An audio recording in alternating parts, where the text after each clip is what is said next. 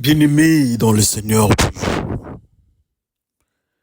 nous bénissons l'Éternel Dieu Tout-Puissant qui est notre Créateur, qui est notre Père, le Père de tous les jours, le Père de la grâce, le Père de la pureté qui est saint et le trois fois saint.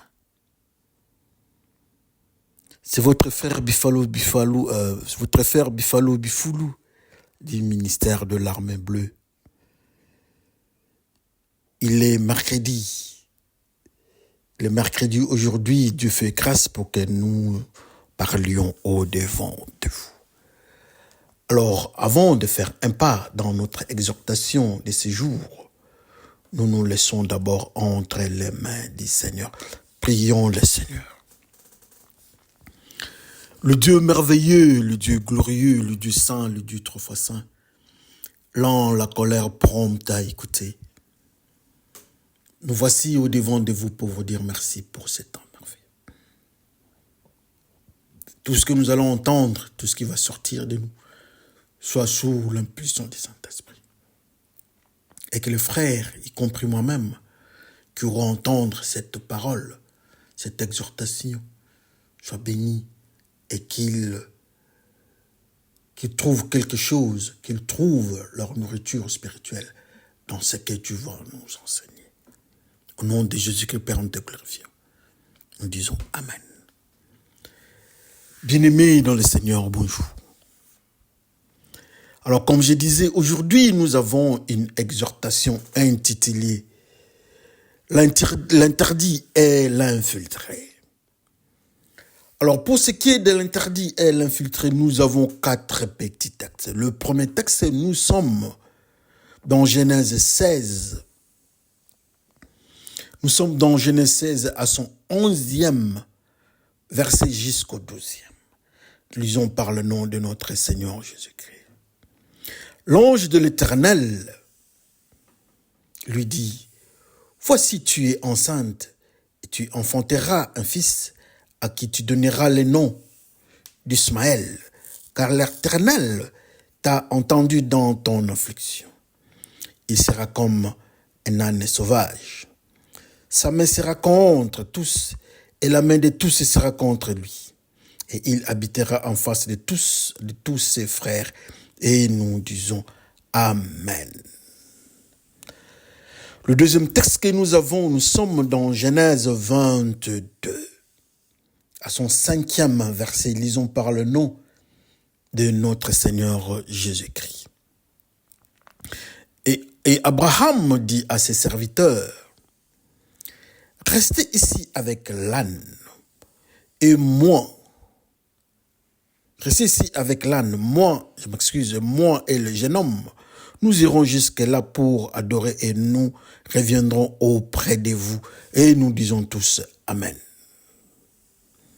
Le troisième texte que nous avons, nous sommes dans Marc 8 jusqu'à son 13e verset. Lisons par le nom de notre Seigneur Jésus-Christ. Car Jésus lui disait, sors de cet homme, esprit impur. Et il lui demanda quel est ton nom. Légion est mon nom, lui répondit-il, car nous sommes plusieurs. Et il le priait instamment de ne pas les envoyer hors du pays. Il y avait là, vers la montagne, un grand troupeau de pourceaux qui paissaient. Et les démons le prièrent, disant, envoie-nous dans ces pourceaux, afin que nous entrions en eux. Et il leur permit, et les esprits impurs sortirent, entrèrent dans le pourceau, et le troupeau se précipita de pente escarpée dans la mer. Il y en avait environ 2000 et ils se noyèrent dans la mer. Et nous disons tous Amen. Alors, le dernier texte que nous avons, c'est dans Exode, à son 3e chapitre et au premier verset. Lisons par le nom de notre Seigneur Jésus-Christ. Moïse faisait paître le troupeau de Jéthro, son beau-père, sacrificateur de Madian. Et il mena les troupeaux derrière le désert et vint à la montagne de Dieu à Horeb. Et nous disons tous Amen. Bien-aimés dans le Seigneur, nous avons 4 textes que Dieu nous a donnés ce soir. Moi, j'aime ceux qui lisent la Bible. C'est important, nous devons lire la Bible. Nous devons sonder les Écritures, c'est ce que la parole nous demande. Alors, comme je disais, nous avons 4 petits textes. Le premier texte que nous avons, c'est l'histoire de Agar et Ismaël, la femme, Agar, l'esclave égyptienne, qui a eu un enfant avec Abraham. Alors, l'ange de Dieu venant dans les difficultés de Agar, l'égyptienne, Agar, l'esclave, l'ange de Dieu est venu pour lui dire, écoutez, Dieu a entendu tes difficultés, il a vu tes difficultés, il a entendu tes pleurs. Tu auras un fils nommé Ismaël, mais il sera comme un âne sauvage. Très intéressant. Et nous avons encore eu un autre texte où nous parlons d'Abraham qui doit aller à la montagne. Il doit aller à la montagne là où il devait sacrifier son fils Isaac. Mais intéressant, il dit à ses serviteurs de rester au pied de la montagne. Lui et son fils, pas seulement les serviteurs, y compris. Il y avait les serviteurs, y compris l'âne. Restez avec l'âne au pied de la montagne, moi avec le jeune homme, donc Isaac, nous allons monter, nous irons à la montagne pour adorer le Seigneur. Et dès que nous terminons, nous allons revenir vers vous. Alors le troisième texte, c'est l'histoire de Jésus-Christ en face des démoniaques. Jésus-Christ qui sort de la barque, en face de lui, il y a un démoniaque. Le démoniaque est agité et ce sont les démons qui prennent la parole. Du haut, Fils de Dieu, ce n'est pas le moment pour que tu nous troubles. Ne nous envoie pas très loin. Ne nous envoie pas très loin. Nous ne voulons pas quitter les pays si vous pouvez nous accepter. Jésus-Christ menace, il dit, sortez de cet homme. Qui êtes-vous d'abord? Quel est votre nom? Il dit, non, nous sommes une légion, nous sommes plusieurs. Car nous sommes nombreux, donc nous sommes plusieurs. Alors, il continue dans leur demande. Il dit, écoutez, ne nous laissez pas quitter, nous ne voulons pas quitter le pays, mais autorise-nous à ce que nous allions à la montagne.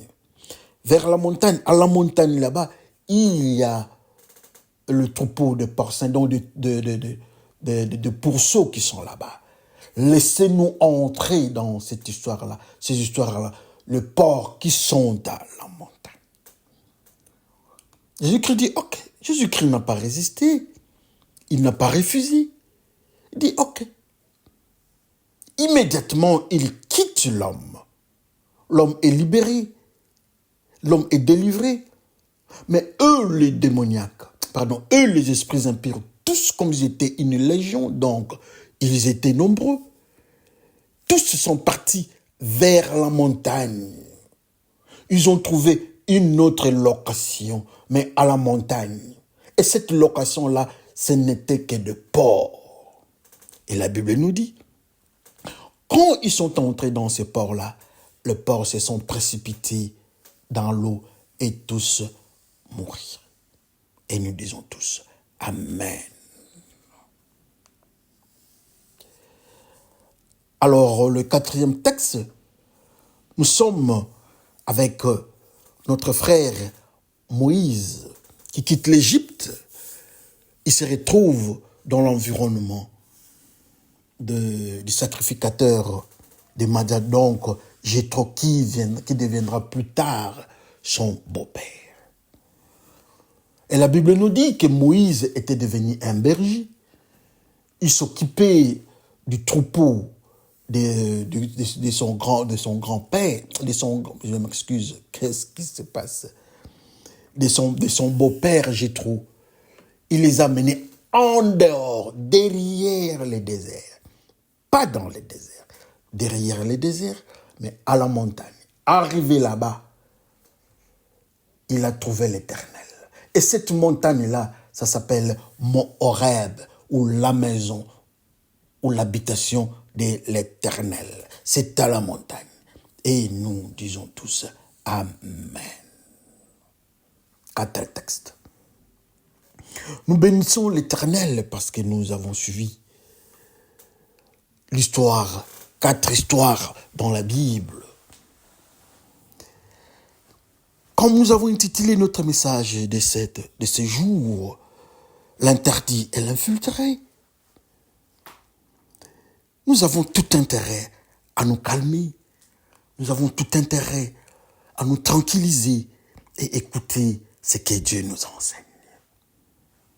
Mais j'ai toujours aimé, quand je parle, je préfère qu'on aille au niveau spirituel.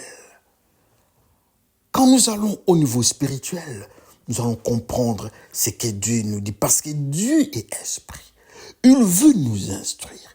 Il veut nous enseigner. Nous ne pouvons pas entendre Dieu comme nous entendons nos professeurs qui nous enseignent aux universités, dans des écoles. Non. Dieu est esprit. Et quand il vient nous enseigner, quand il vient nous parler, il nous parle en tant qu'esprit. Alors, pour comprendre ce que Dieu nous enseigne, le Saint-Esprit viendra nous enseigner toutes choses. Et nous disons tous Amen. Et souvenez-vous, aujourd'hui nous parlons de l'infiltré, de l'interdit et l'infiltré. Bien-aimés dans le Seigneur, nous avons 4 histoires que nous avons présentées au devant de vous. Il y a Abraham qui part avec son fils Isaac vers la montagne.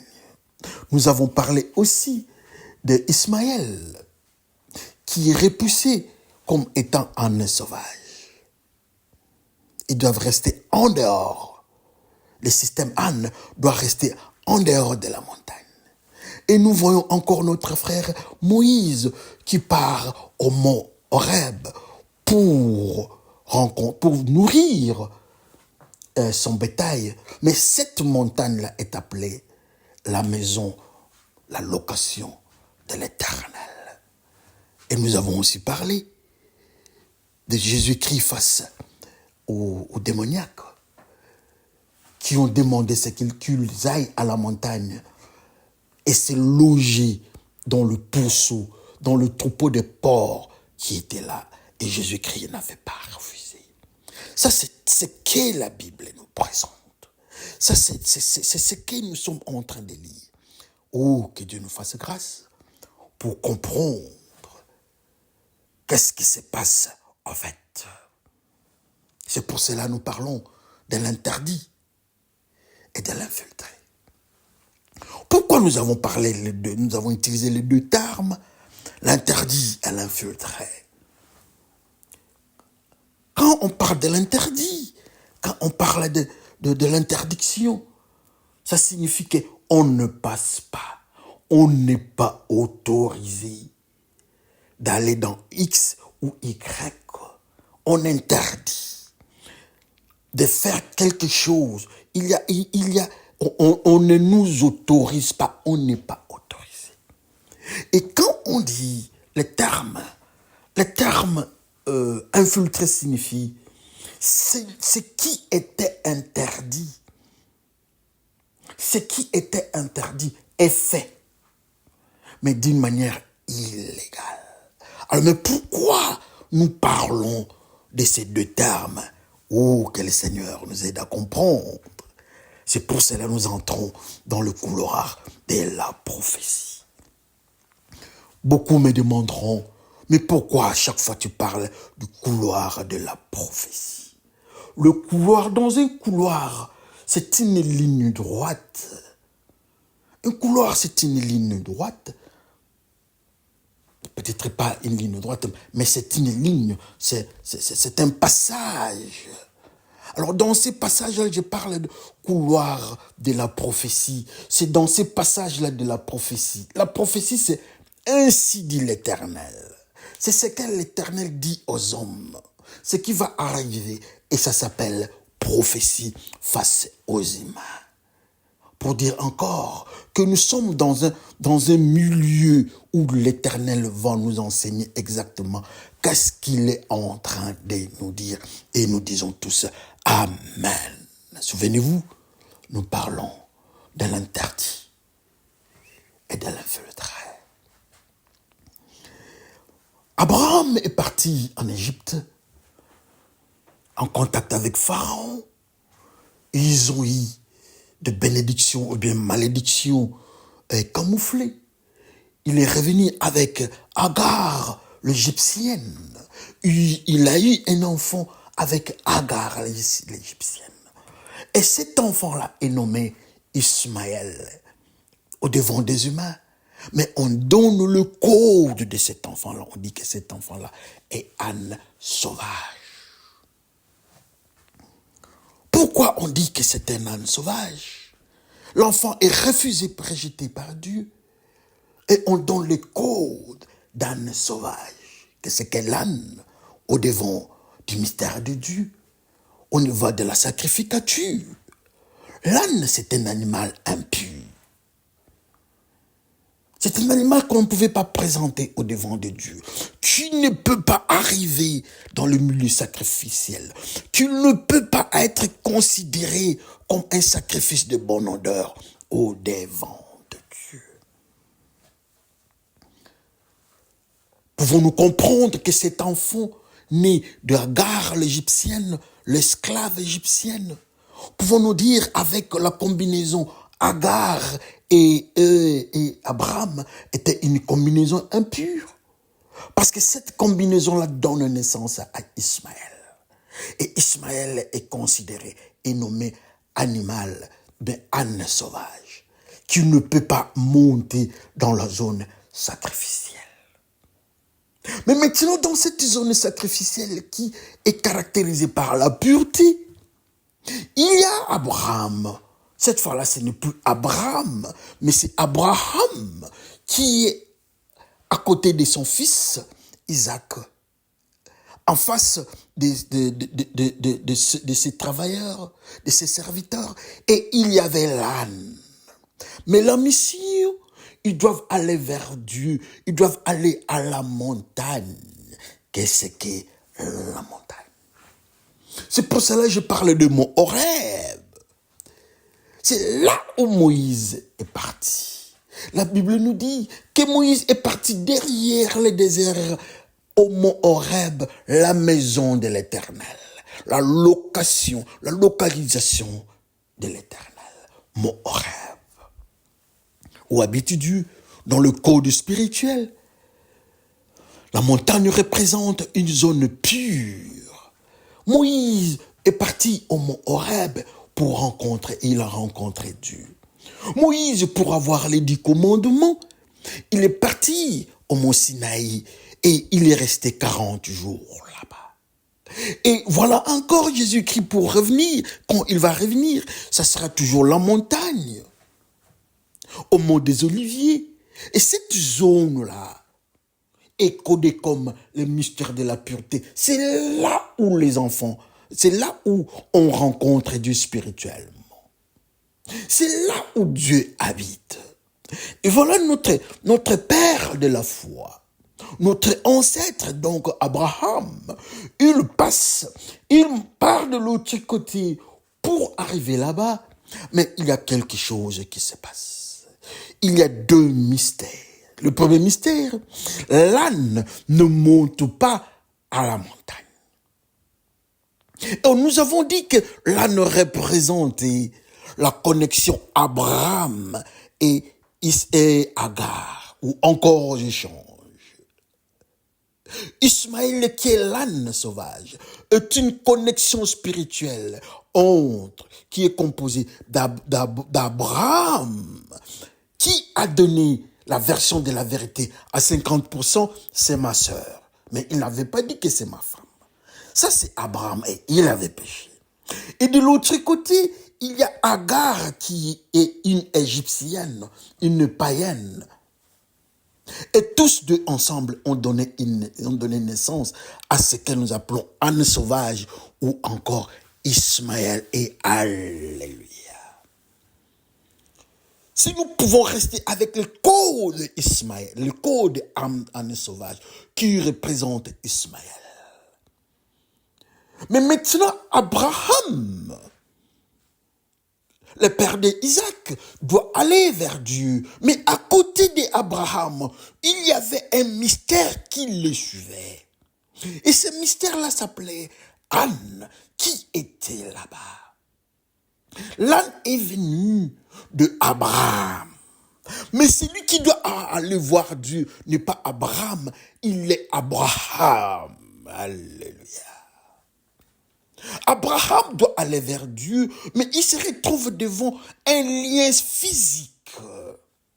Un lien qui est à côté de lui. Ce lien-là s'appelle l'impureté. Ce lien-là s'appelle Anne sauvage, qui est le code spirituel de Ismaël, l'ancêtre de l'islam, comme eux-mêmes ils déclarent. Maintenant, Abraham doit aller vers Dieu. Abraham doit arriver là-bas pour les sacrifices. Mais quand il regarde, il constate qu'il a un lien, il a quelque chose qui le tient, qui le suit. Il dit non, moi je ne suis pas Abraham, moi je suis Abraham. Moi j'ai changé de comportement. Moi, j'ai changé la manière de vivre. Et Dieu m'a accepté. Il m'envoie. Il me demande que je le retrouve à la montagne, dans sa maison, dans la maison de la pureté. Mais toi, tu es Anne sauvage. Toi, tu es Anne, je m'excuse. Tu es Anne. Tu es impur. Tu ne peux pas aller là-bas. Je t'interdis. La parole de Dieu t'interdit d'arriver là-bas à la montagne, d'arriver là-bas à la maison de Dieu. Alléluia. L'âne doit rester là-bas. S'il faudra que j'aille encore très loin, l'ancêtre de l'islam n'est pas autorisé de monter vers Dieu. La combinaison Abraham, Égypte, la combinaison Abraham, Agar, la combinaison Abraham, esclave, ne pas autorisé d'aller vers Dieu. C'est une combinaison impure. Alléluia. Abraham est parti seul. Abraham est parti dire, moi je ne suis plus Abraham. J'ai changé de comportement. Je suis né de nouveau. Je suis une nouvelle personne. Je me suis repenti. Je ne suis plus Abraham, je suis Abraham. Alors, nous devons couper cette chaîne. Tu n'as pas le droit. Je t'interdis. La parole de Dieu t'interdit.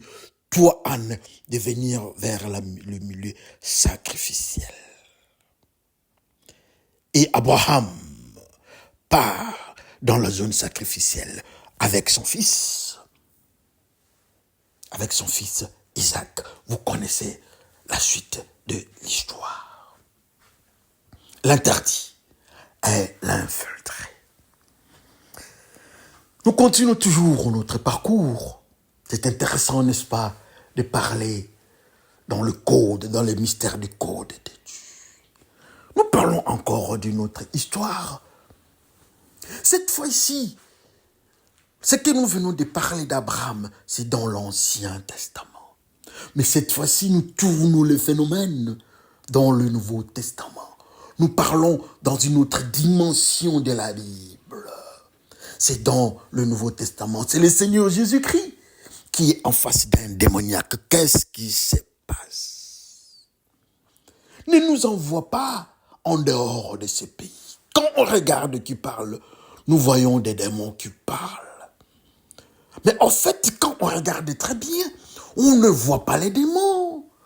On voit quelqu'un que personne ne peut contrôler. il est sans habit, avec des blessures, et il habite une zone mortière, là où il y a seulement le corps sans vie, ou encore dans un cimetière. Mais quand on regarde, on constate que cet homme-là, ce qu'il dit n'est pas normal, ce n'est pas humain. Je peux m'imaginer le disciple qui était avec Jésus-Christ. Regarde, mais qu'est-ce qui se passe ici? Je ne sais pas, il parlait comment? Avec arrogance. Je ne vois pas un démoniaque parler avec humilité. Parce que l'humilité est un fruit du Saint-Esprit. Alors comment un démoniaque peut parler avec humilité? Peut-être avec tremblement. Parce que la Bible nous dit que non, les démons tremblent au-devant de Jésus-Christ. Ils tremblaient. Nous sommes nombreux, nous sommes une légion, nous sommes plusieurs, nous sommes au pluriel. Nous ne voulons pas quitter cette zone. Mais si tu autorises, il y a à la montagne, il y a de l'autre côté, il y a le porc-saint, il y a le porc, il y a ces troupeaux. Nous voulons entrer là-bas. Jésus-Christ dit, allez, pas de problème, allez là-bas. Et ils sont tous passés de l'autre côté. Ils sont partis là-bas. Arrivés là-bas, à la montagne, ils ont trouvé le porc qu'ils avaient demandé. Le porc se trouve à la montagne. Très intéressant. Nous rentrons, nous sommes toujours dans le code. Nous sommes toujours dans le mystère de la Bible, dans le monde de la prophétie, dans le couloir de la prophétie. Comment l'âne était refusé de mettre ses pieds à la montagne, étant un animal impur? Qu'est-ce qui se passe? Qui a permis alors au porc d'aller là-bas à la montagne? Pouvons-nous dire que le porc est un animal pur? Non, le porc n'est pas un animal pur. Le porc est un animal impur. Mais comment le porc se retrouve à la montagne, dans la maison de Dieu? Qui a signifié, qui a alerté tout le monde? Ce sont les démons. Les démons disent à Jésus-Christ, regarde de l'autre côté, nous quittons cet homme. Tu veux que cet homme soit le temple du Saint-Esprit. Mais nous avons droit, nous, à habiter. Nous devons habiter dans notre zone. Là, tu ne peux pas nous refuser. Jésus-Christ leur demande, quelle est votre zone? Ils montrent leur zone à la montagne. À la surprise de tout le monde, les démoniaques montrent la montagne de Dieu. Ils veulent habiter là-bas. Ils montrent la main là-bas. Ils montrent le doigt. Ils pointent là-bas vers la montagne. Quelle surprise! Le démon habitait la montagne. Mais quand on a fixé les regards, les démons précisent et disent non, nous voulons habiter dans les ports. La surprise devient encore plus complexe. Dans les ports, le port à la montagne, à la demeure de Dieu. Moïse qui est parti à la montagne de Dieu. L'ange de Dieu lui a dit, enlève tes sandales. Il a enlevé ses sandales. Le milieu était pur. Mais comment les démons, comment le porc, ce qui est impur, peut aller à la montagne là-bas? Ah oui, c'est vrai. C'est pour cela que nous avons parlé de l'infiltré. Ce qui était interdit, c'est réalisé. Il y a infiltration à la montagne. Il y a l'impureté qui se trouve à la montagne là-bas. Je m'excuse. L'impureté se trouve là-bas à la montagne. Le pécheur se trouve là-bas à la montagne. Dans la maison de Dieu, en présence de Dieu, on voit ceux qui sont dans le désordre. Et on les appelle en code. On dit que non, ce sont des porcins, ce sont des porcs. Les démons disent non, c'est notre droit d'habiter dans le port.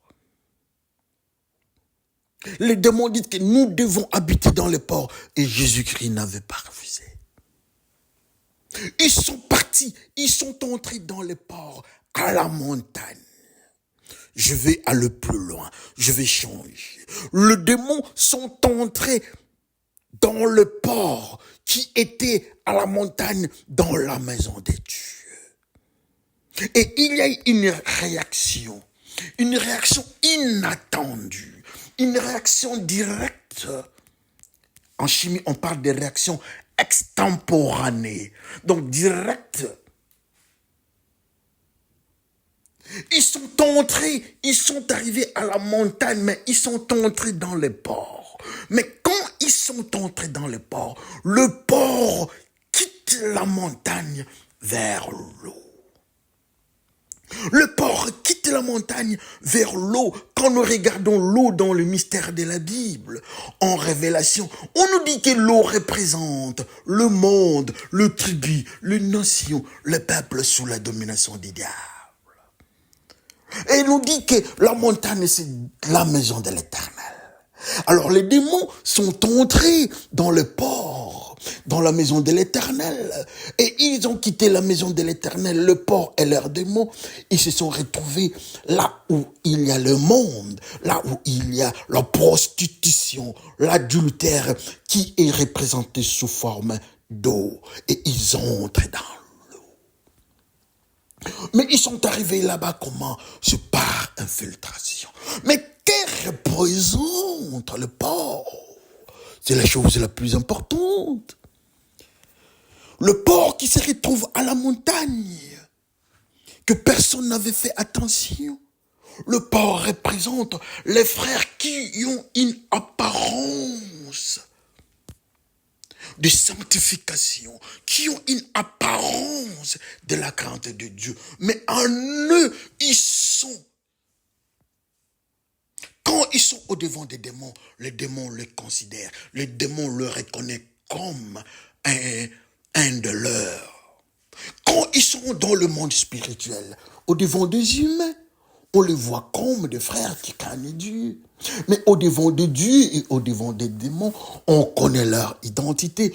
Ils sont une location potentielle et obligatoire des démons. Ce sont ces frères qui sont dans le péché, dans la maison de Dieu. Ils ont infiltré dans la maison de Dieu. Ils ont infiltré la maison de Dieu, je m'excuse. Ce sont ces pasteurs qui prennent les formes d'autrui, qui sont dans la maison de Dieu. Ce sont des pasteurs pauvres. Et les démons ont le droit d'entrer chez eux. Ce sont les sœurs qui sont dans l'adultère, la fornication. Ce sont les frères. Ce sont les jeunes hommes qui se promènent avec des capotes dans la maison des dieux. Dans la chorale, ce sont les responsables des chorales qui jouent avec des filles dans la maison des dieux. C'est tous ceux qui prennent l'argent d'offrande sans demander. Bref, c'est tous ceux qui sont dans les péchés, mais apparemment dans la maison des dieux. Ce sont ceux-là qui donnent l'argent à l'église, mais qui ne craignent pas Dieu.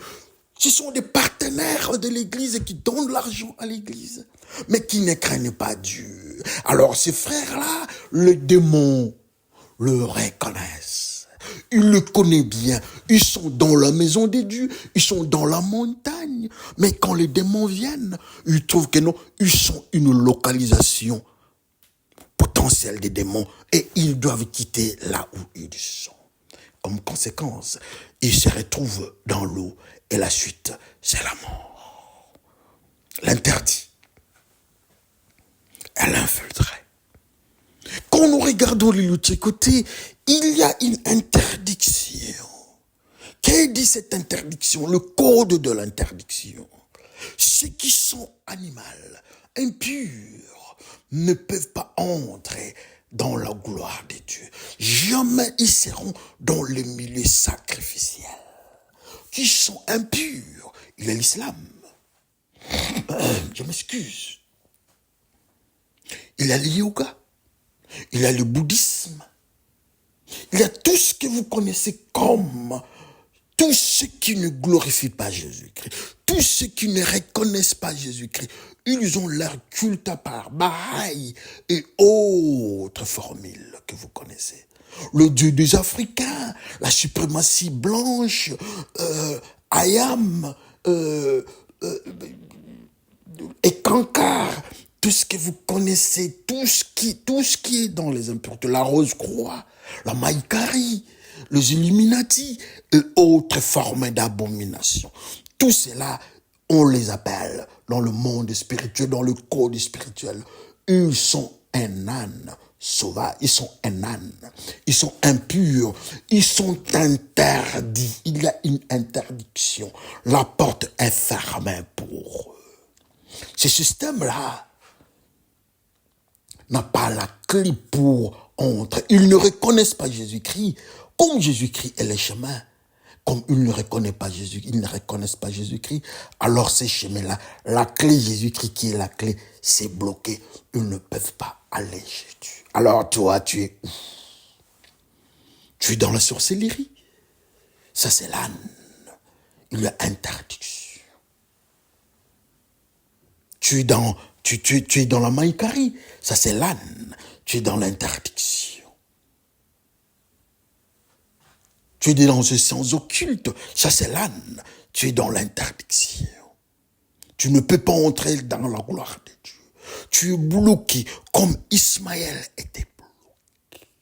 Mais maintenant, quand nous regardons dans notre zone chrétienne, nous trouvons un autre phénomène d'infiltration.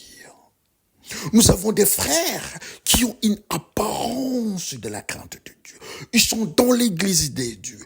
Ils sont des pasteurs. Ils sont des papes. Ils sont des cardinaux. Ils sont des évêques. Ils sont apôtres. Ils sont bergers. Ils sont anciens. Ils sont choristes. Ils sont chanteurs. Ils donnent la dîme. Ils donnent l'offrande. Ils viennent balayer l'église. Ils viennent torchonner à l'église. Ils prennent soin des enfants. Ils prennent soin de l'enfant à l'école de dimanche. Tous ces gens-là qui sont dans les impuretés, dans les impuretés, mais dans la maison de Dieu, on les appelle le port à la montagne. On les appelle les impuretés à la montagne. Ça ne signifie pas que parce que vous êtes là-bas, vous êtes là, vous êtes arrivé. Non, vous êtes une infiltration à la montagne. Comme conséquence, même à la montagne, les démons ont droit en vous. Même à la montagne, les démons sont à vous. C'est pour cela que vous remarquerez ces frères-là. Tantôt vous allez entendre les papes qui vous disent que nous devons bénir le mariage des homosexuels. Le pape, c'est un frère. C'est un frère port dans l'église catholique. C'est pour cela qu'on va vous dire que non, il y a tel pasteur qui a pris la femme. Comme je vis à Kinshasa, en République démocratique du Congo, il y a un pasteur qui a pris en mariage une petite fille. Laissez-moi vous dire que ce pasteur-là, c'est un pasteur pauvre dans la maison de Dieu. C'est un infiltré. Il est un frère, un pasteur pauvre. Sa place n'est pas dans la maison de Dieu. Alors, si nous parlons de cela, nous autres, nous avons quelle position au devant de Dieu? Nous pouvons chanter, nous pouvons parler, exhorter comme moi je suis en train de faire. Est-ce que moi je ne suis pas un frère pauvre? Est-ce que je ne suis pas un infiltré dans la maison de Dieu? Quand Dieu me regarde, quand les démons me regardent, ils me voient comment? Il y a les démons d'un côté et Jésus-Christ de l'autre côté. Tous regardent à une même direction. On pointe la montagne, on dit, ils ne peuvent pas rester là-bas. Si eux, ils sont là-bas, moi, les démons, je dois aller aussi à la montagne. Si ces gens-là, ces pasteurs-là, ces types de pasteurs-là sont là-bas, moi, les démons, je peux aussi aller là-bas. Comme conséquence, on les récupère pour se retrouver dans le monde. Ce sont les pasteurs infiltrés. Ce sont ces jeunes gens-là qui chantent à l'église, qui viennent à l'église. mais avec des condoms, avec le sang d'avortement dans nos sœurs, avec ceux qui sont en train d'empoisonner les autres. Quand vous allez au Rwanda, vous allez voir les Hutus, les Tutsis en train de se donner des coups bas à l'église. Parce que ce sont des infiltrés, des frères infiltrés, des frères impurs dans la maison de Dieu. Et les Hutus qui sont dans la méchanceté, et les Tutsis qui sont dans la méchanceté dans la maison de Dieu, ils s'appellent le frère porc. Leur place n'est pas dans l'église de Dieu. Leur place, c'est dans le monde. Que chacun regarde sa vie. Quand nous regardons les sorciers, nous disons que les sorciers n'entreront pas. Il y a interdiction. Bravo. Ça, c'est l'âne. Quand nous regardons les Illuminati, ils n'entreront pas. Bravo. Mais quand on nous regarde, nous, on constate que nous sommes à l'église. Mais quand on ouvre encore plus le regard sur nous, on trouve que nous sommes des frères porcs dans la maison de Dieu, à la montagne. On nous trouve avec des capotes, avec des films pornographiques dans nos poches, dans nos téléphones. Au même moment, nous avons aussi une Bible dans notre téléphone. Au même moment, quand nous chantons à la chorale des vents, nous regardons les sœurs, nous signalons la sœur qu'après la chorale, après le culte, nous allons nous retrouver quelque part. Et quand le démon nous regarde, il dit non, ça c'est un frère porc, et nous devons habiter en lui. Et quand le démon habite en lui, la conséquence immédiate, c'est de quitter la maison de Dieu. Votre place n'est pas dans la sainteté de Dieu. Que chacun regarde sa vie. J'aime ça, il n'est pas tard. De la même façon, Jésus-Christ a délivré les frères qui étaient possédés.